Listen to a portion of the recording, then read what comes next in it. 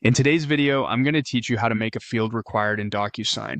This is a handy skill to ensure that any document you send needs to be filled out correctly and completely before it's returned to you.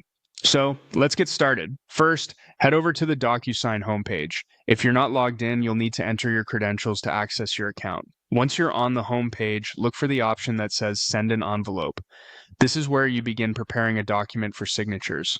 After clicking on Send an Envelope, you'll see the Upload section. This is your next destination. Click on Upload. This allows you to choose the file that you want to be signed. It could be a PDF, a Word document, or another compatible file type.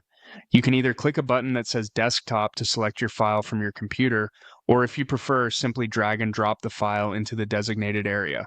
Now, you'll need to fill out some details that pertain to the recipients of this document. Start by typing in their name. It's important to ensure that the name is spelled correctly as it will appear on the document. Next, fill in their email address. Double check for accuracy since this is how they'll receive the document. Moving forward, type in the subject of the email. Make it clear and concise so that the recipient knows immediately what the document is about when they receive it. Finally, you'll want to type a message that accompanies your document. This message can elaborate on the subject, provide instructions, or simply add a personal touch. Once everything is filled in, go ahead and click on Next. This will take you to the page where you can add fields to your document. Here, look for the section labeled Assign To and click on it. You'll then need to confirm your selection by clicking on Confirm. This step ensures that the fields you add are specifically assigned to the appropriate signer. This brings us to editing the document fields. In the Standard Fields section, you're able to make any necessary edits to the document before finalizing it. Look for the option that indicates making a field required.